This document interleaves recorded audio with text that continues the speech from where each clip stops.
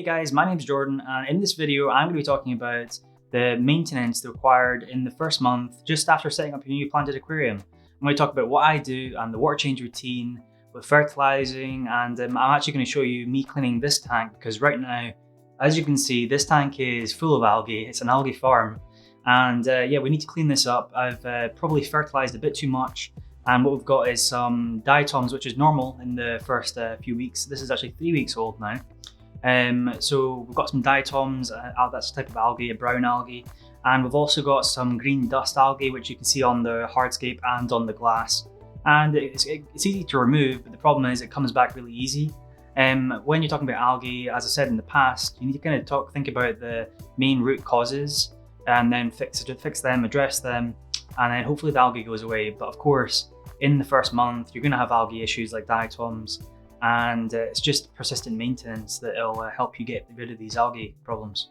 So first I'm going to tell you about my maintenance schedule in the first month, and I kind of follow the ADA method. And in the ADA method, they have a certain schedule about what they do every single week and how many water changes and how much water they change, as well as their fertilizing regime. Although I don't use ADA fertilizers at the moment, the kind of basic principles still apply. In the ADA method, they talk about doing one water change of 1/3 of the water in the aquarium every single day within the first week. And then when you get to the second week, you're going to do the same amount of water, the 1/3, and you're going to do it every second day. And then in the third week, you're going to do 2 water changes because it's every third day.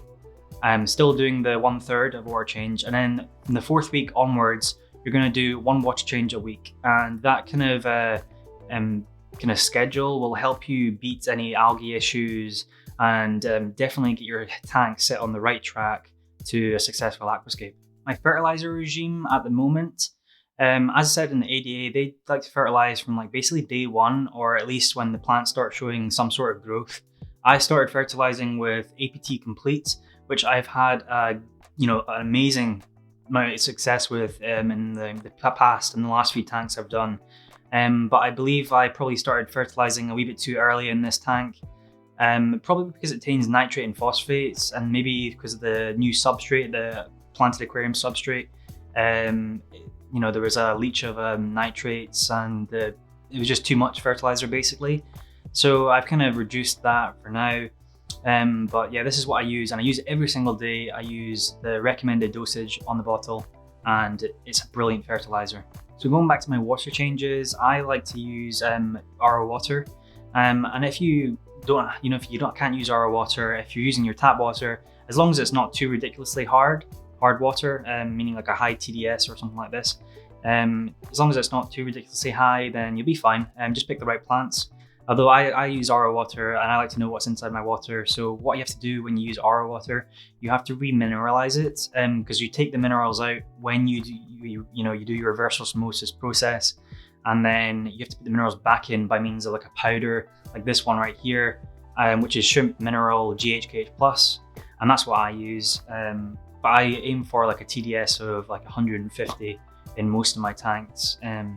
But yes, and if you're using tap water, just make sure to take the chlorine out, use a dechlorinator. So next up, I'm going to show you what I do cleaning this tank. As I said before, it is kind of like in a bit of a mess. We're on week 3, I believe.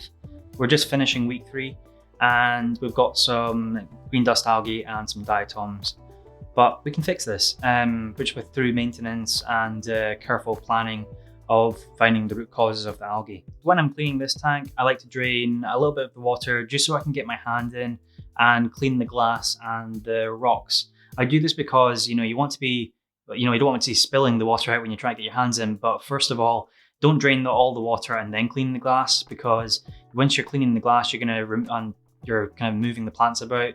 You're kicking up all this kind of algae or waste organics, and you kind of want to remove those during the water change. So just remove as little as you need, just get your hands in, not have water coming out of the tank. And then I go to start cleaning the glass. So I like to use this Dennerly sponge. It has sort of like a rough side on one side, and then just a normal kind of like organic spongy kind of texture on the other side. And I clean the glass with this. Any spots I cannot remove with the sponge, I use a razor blade. Just be careful with this. It will only work on non-acrylic tanks, so glass tanks like the one I have here, which is an ADA 45P. If you're using on acrylic, you can go for other alternatives to this. Just basically, the idea of using this razor is easier to get to in certain spots when the sponge can't get to. And if you have like a kind of like a little algae layer down the bottom near the substrate, you can kind of get that. If you need to get further into, you know, sometimes you get this kind of like algae, just a residue layer just underneath the substrate layer. You can always use like a credit card and you can kind of just move it up and down around the edges.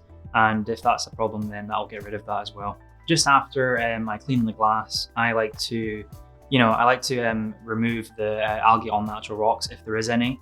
At the moment, as I said, we have green dust algae, so it comes off very easy. It's just literally, you know, just a little toothbrush I use, or similar to that, I have this little kind of bristle brush. You can also get some wire type brushes if you need that, because for like some types of algae, they're quite actually stubborn. And unlike the green dust algae, they kind of like stick onto the rocks. So a wire brush can be quite helpful for that.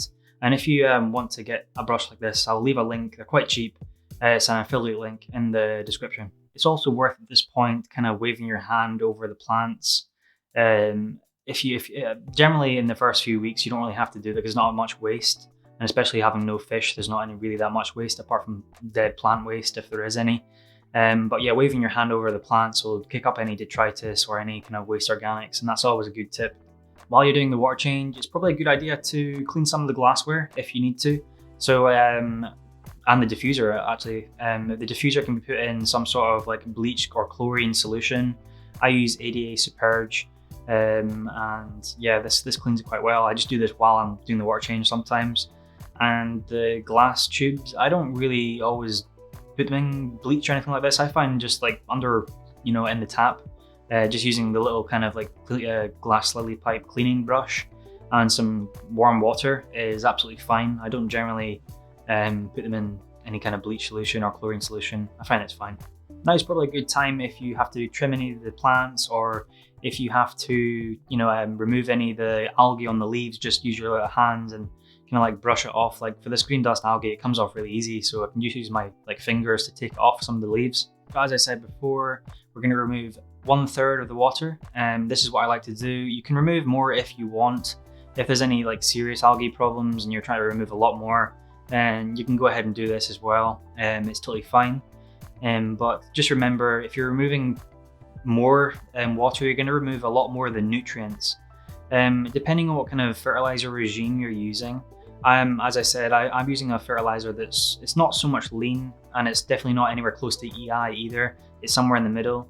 If you're using like this kind of fertilizer, or a lean fertilizer like an ADA fertilizer, then I would say 1/3 of the water is perfectly enough per week after the first month. And if you're using EI, then you go by the EI method, and I think they change 50% of the water every week. The reason I say you know, not to remove too much water is because if you're removing all those nutrients, the plants are going to suffer. And if you're dosing quite lean, you might actually end up with some nutrient deficiencies by removing so much nutrients, so much water out of the tank. You just got to be careful. If you're doing such a big water change, maybe you need to dose more nutrients, possibly after doing such a thing. Just be very careful, because you're more likely to get algae. Unlike my case, other types of algae, you're more likely to get those types of algae if you're underdosing rather than just giving a bit too much nutrients to the plants. A little bit more nutrients, the better. If you're kind of starving the plants of any nutrients, you're going to have some sort of plant suffering, and you know, algae and bad things can happen. So I'd say just dose a little bit more than you need, just a tiny bit. After doing the water change, you can then refill the water with whatever tap water or the RO water you're using, and replace all the hardware like the glass lily pipes and the diffuser if you're using CO2. So that's what I'm doing here, and yeah, that's the end of the water change. So guys, I hope you really enjoyed the video. I hope you took something from it. If you have, then let me know in the comments below, and if you have any other tips for other people, also let them know in the comments below. Let's start a little conversation down there if we can. And if you want to follow me on Instagram, do so. There's a link in the description for that as well. And I hope you have a nice day, and I'll see you later, guys. Bye.